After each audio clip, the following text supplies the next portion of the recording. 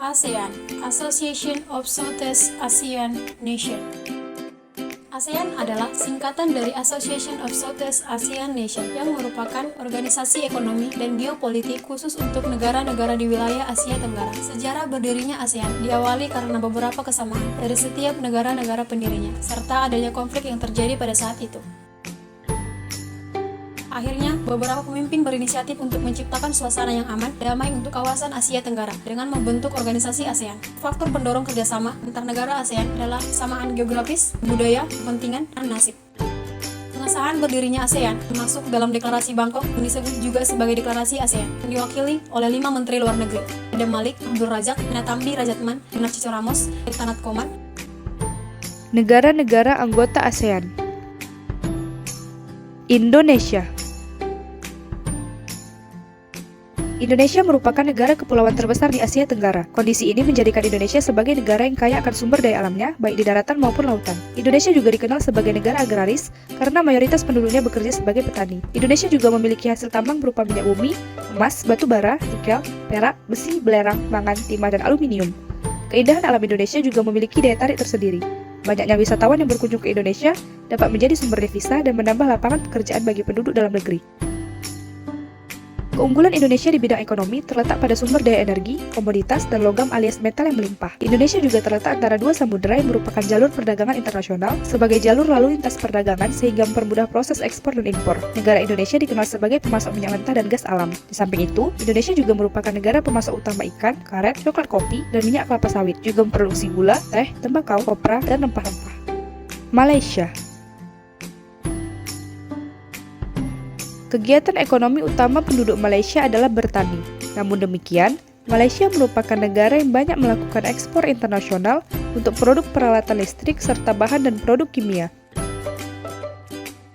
Sektor unggulan Malaysia adalah pertanian. Malaysia terkenal dengan karet, timah, kelapa sawit, minyak bumi, gas alam, dan kayu-kayunya. Malaysia juga merupakan penghasil padi, karet, kelapa sawit, dan teh. Malaysia merupakan negara yang banyak melakukan ekspor internasional untuk produk peralatan listrik serta bahan dan produk kimia. Barang ekspor terbesar Malaysia yaitu produk listrik dan elektronik tumbuh 23,6% menjadi 34,5 miliar ringgit.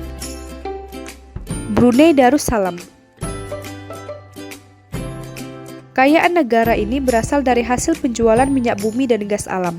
Ladang minyak terbesar di Brunei Darussalam terdapat di wilayah Seria. Selain itu, ada banyak ladang minyak lepas pantai, beberapa di antaranya terletak di Ampar dan Kuala Belait. Brunei Darussalam ialah negara di kawasan Asia Tenggara yang memiliki keunggulan ekonomi pada sektor migas, yaitu sebagai penghasil minyak bumi dan gas alam, menjadi komoditas ekspor utama dari negara ini. Brunei Darussalam bertumpu pada hasil minyak dan gas bumi. Hampir seluruh perekonomian Brunei bertumpu pada gas alam dan cadangan minyak, kelapa sawit, dan karet.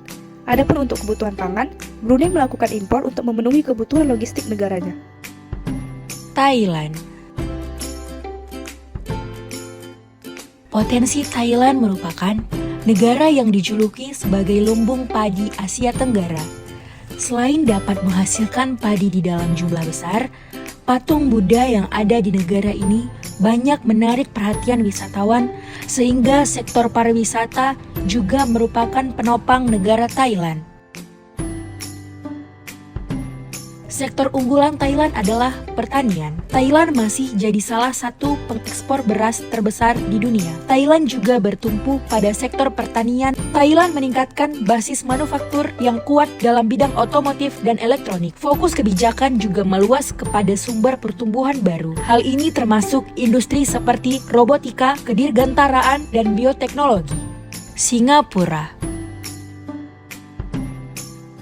Letak negara Singapura sangat strategis, di mana banyak penerbangan internasional yang menjadikan Singapura sebagai tempat transit. Singapura juga merupakan negara yang banyak dikunjungi oleh wisatawan luar negeri. Sektor unggulan Singapura adalah sektor industri. Singapura memiliki sumber daya dalam bidang jasa, misalnya dari sektor perbankan, perdagangan, pendidikan, dan kesehatan. Dengan letak geografisnya yang sangat strategis, Singapura telah menjadi pintu masuk perdagangan Inggris. Singapura juga aktif dalam investasi dari perusahaan multinasional asing. Filipina.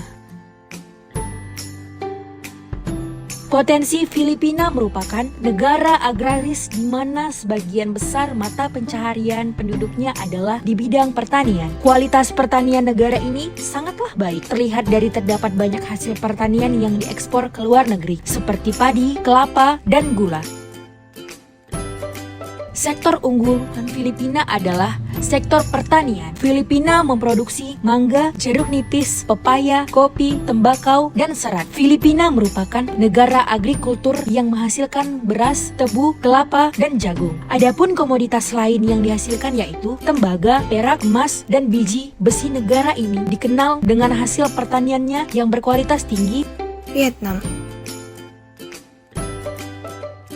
Perekonomian negara Vietnam mulai berkembang pasca perang telah usai. Pariwisata dan turisme merupakan salah satu hal pokok yang menjadi sumber pendapatan negara. Transportasi dan konstruksi di negara ini juga berkembang dengan sangat pesat. Sumber daya yang menjadi keunggulan dari Vietnam adalah sumber daya laut seperti udang, cumi, kepiting, dan lobster. Selain itu, ada juga beras, tebu, singkong, jagung, ubi, kacang-kacangan, kelapa, pisang, arang, kayu, dan rotan. Ada juga batu bara, besi, kromium, timah, dan emas.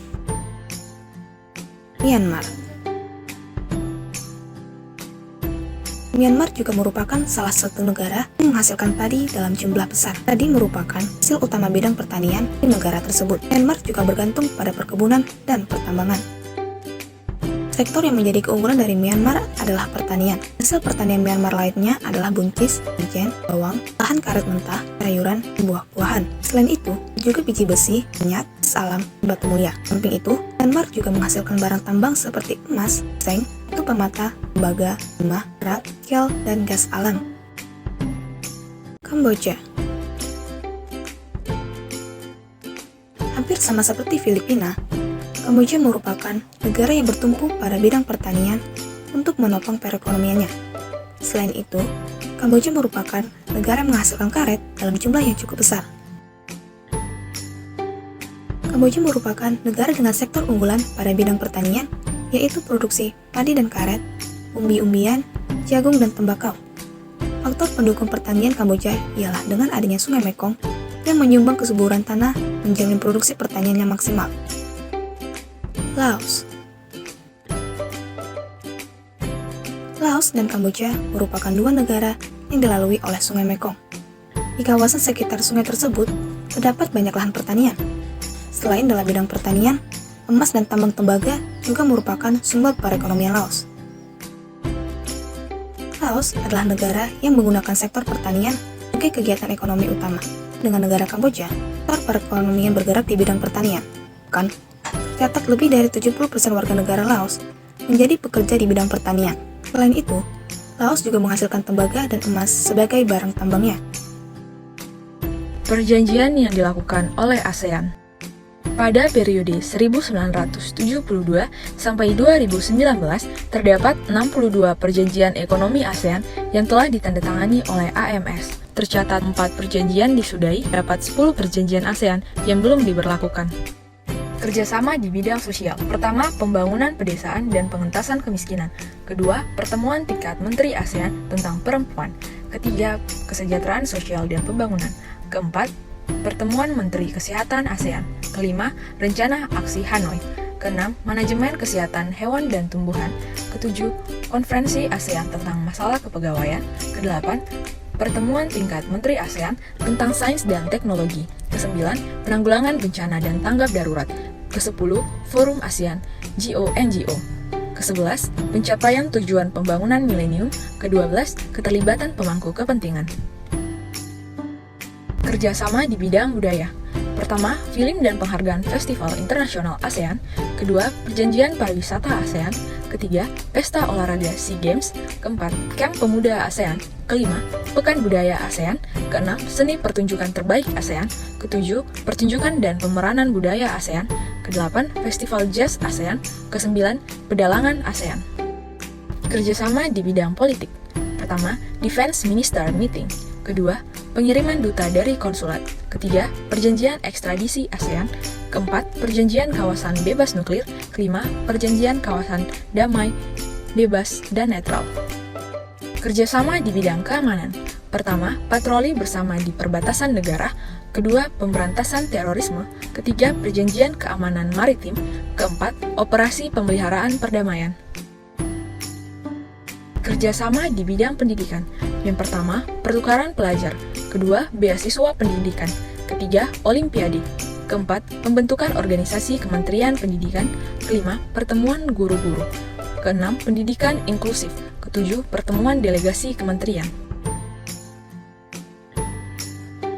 Kerjasama di bidang ekonomi. Yang pertama, masyarakat ekonomi ASEAN. Kedua, kerjasama dalam sektor industri. Tiga, kerjasama pada sektor jasa. Empat, kerjasama pada sektor perdagangan. Kelima, kerjasama dalam cadangan pangan.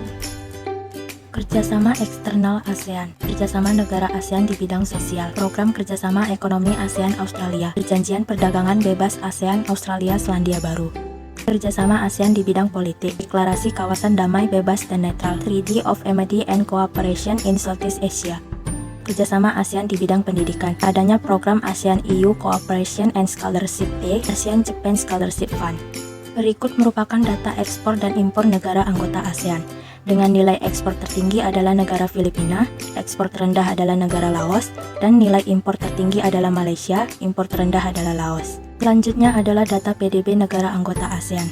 Negara dengan PDB terendah adalah negara Myanmar dengan PDB sebesar 20,18 juta rupiah. Dan PDB tertinggi adalah Singapura yaitu sebesar 935,37 juta rupiah. Berikut ini adalah data pendapatan per kapita negara anggota ASEAN. Dengan pendapatan per kapita tertinggi yaitu Singapura mencapai 59.797,75 dan pendapatan per kapita terendah yaitu Myanmar dengan nilai 1.400,22.